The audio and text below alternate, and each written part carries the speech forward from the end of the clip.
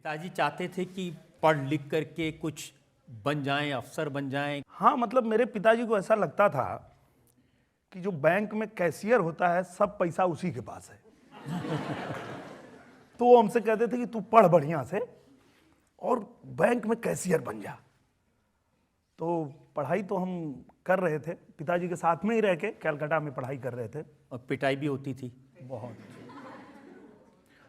पिटाई होती थी सर फिल्मों के चक्कर में, क्योंकि मैं करिश्मा कपूर का बहुत बड़ा फैन हूं।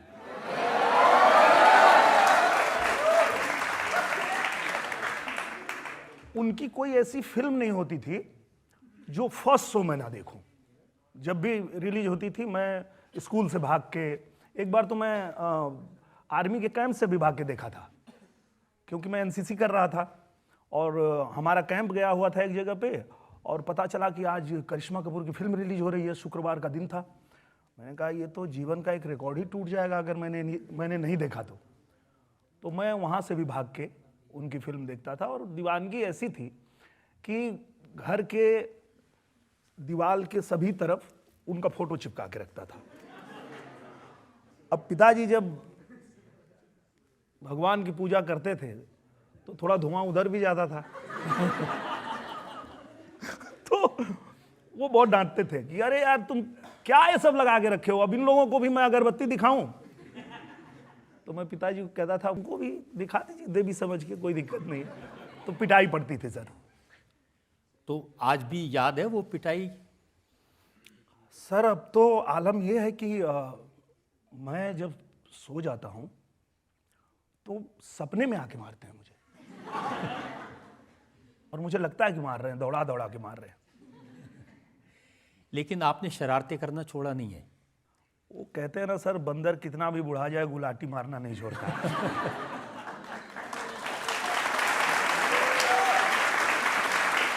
दिनेश लाल यादव नाम तो समझ आता है, कि निरहुआ क्या है? वो ऐसा था सर ना कि मैं स्ट्रगल कर रहा था गायकी में, और एक दो कैसेट मेरा आया था। एक तो था बुढ़वा में दम्बा। बुढ़वा में दम्बा? हाँ। मतलब बुढ़े आदमी में दम है। दम है। हाँ। क्योंकि अमिताभ बच्चन का फोटो लगा था उस पे। और अमित जी जो है नए नए जो आ रहे थे स्टार, उनको भी पूरा एकदम पछाड़ रहे थे। तो बुढ़वा में दम बा ये कैसेट आया था। उसके बाद एक और कैसेट आया, मलाई खाए बुढ़वा। और खूब लोगों ने पसंद किया। बरसात के बाद एक कार्यक्रम था मेरा बिहार में, और हम लोग बिहार में कार्यक्रम में जा रहे थे तो देखे कि बहुत ज़्यादा भीड़ है, किसी मेला में फंस के लगता हम पहुंच नहीं पाएंगे। और उधर जो पब्लिक थी वो बुलाने लगी, तो हम बोले अरे भैया इधर मत बुलाओ, हमारा कार्यक्रम हमको जाने दो। बोले नहीं, यही आपका कार्यक्रम है, ये मेला नहीं है, ये लोग आपको देखने आए हैं। और सब लोग चिल्ला रहे निरहुआ सटल रहे। और जिधर जाए सर उस दिन के बाद सब निरहुआ निरहुआ करने लगे। अब मेरे को भी बड़ा अटपटा लगता था कि मेरा नाम दिनेश लाल यादव है, मुझे निरहुआ क्यों बोल रहे हैं। लेकिन एक फिल्म कर रहा था, उसमें एक हीरोइन थी स्वाति बाजपेयी। उन्होंने मुझे कहा कि अगर ये लोग आपको निरहुआ नाम से ही बुला रहे हैं तो आप चिढ़ क्यों रहे हो, क्योंकि लोग अपनी पहचान बनाने के लिए काम करते हैं, और आपकी पहचान बन गई, लोगों ने दे दिया नाम निरहुआ, आप इसको ले लीजिए। और उसी दिन से मैंने भी अपने आप को निरहुआ रखा। लेकिन ये निरहुआ का मतलब क्या होता है? सर निरहुआ का मतलब होता है सिंदूर। उस गाने में ऐसा फिल्माया गया था, बताया गया था कि दुलही रहे बीमार निरहुआ सटल रहे। गा के सुना दे। अरे दुलही रहे बीमार, अरे दुलही रहे बीमार, निरहुआ निरहुआ निरहुआ सटल रहे। मंगर चाहे सोमार जाके डटल रहे, संगी साथी यार सबसे कटल रहे, मेहर के सेवा में खाली जुटल रहे।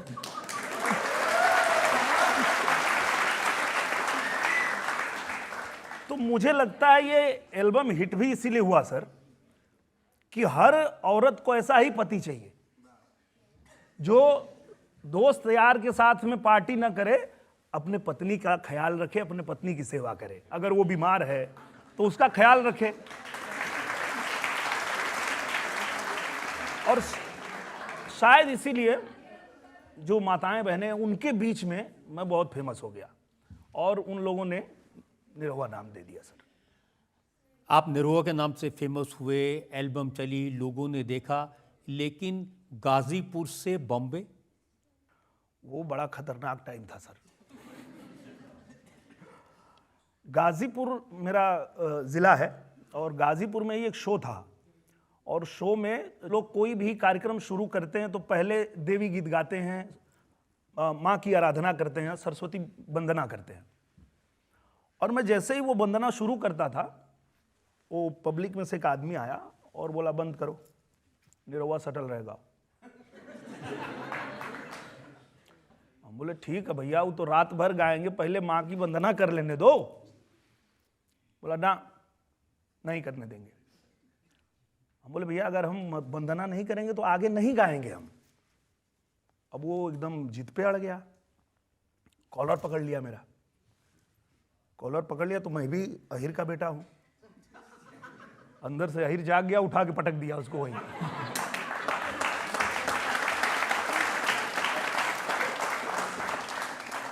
स्टेज पे उठा के पटक दिया। और हम लोग ना सर गाते थे, बिरहा गाते थे, तो हाथ में हमारे लोहे का करताल होता था, बजाते थे। करताल लिए और बोले यही खेला खत्म कर दूंगा यही। और उसके बाद फिर वो प्रोग्राम बंद हो गया, मैं घर आ गया। हमारे बड़े भैया विजय लाल यादव जी, जो मेरे गुरु हैं, वो घर पे आए बनारस से भाग के और बोले कि अरे तुम किसको कल मार दिया स्टेज पे। तो वो तो मुख्तार अंसारी का आदमी था। सर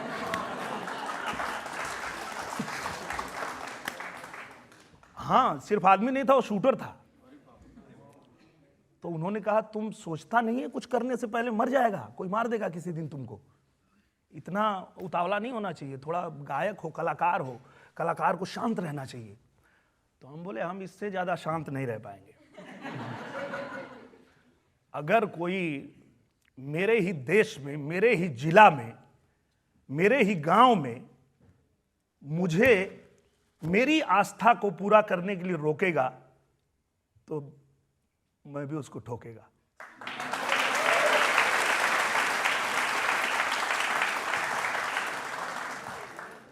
भैया बोले कि तुम यहां रहने लायक नहीं है, चलो निकलो यहां से। तो हम बोले कहां जाएं? बोले जाओ मुंबई जाओ। फिर इतना अच्छा कार्यक्रम चल रहा था, सब हो रहा था, सब छोड़ छाड़ के मैं भी मुंबई आ गया। और सपना तो था ही मुंबई आने का कि पहुंचना ही है मुंबई, अब मौका भी मिल रहा है। मुंबई आए, फिर वहाँ फाइट सीखे, डांस सीखे, सब सीख करके और फिल्मों में मौका मिला। और फिल्म भी आपने की निरहुआ रिक्शा वाला, कोई डॉन बन जाते। सही कह रहे हैं आप, उस दौरान डॉन का भी स्क्रिप्ट मुझे मिल रहा था, पर मैंने ये चुना कि मैं अभिनेता हूँ नहीं, मैंने अभिनय का कोई बहुत कोर्स वोर्स किया नहीं है, तो मैं डॉन दिखूंगा कि नहीं दिखूंगा पता नहीं, पर रिक्शे पे बैठूंगा तो रिक्शा वाला दिखूंगा। और लोगों को लगा कि ये रिक्शा वाला है। और वो जो फिल्म थी, उसी फिल्म ने सुपरस्टार बना दिया सर।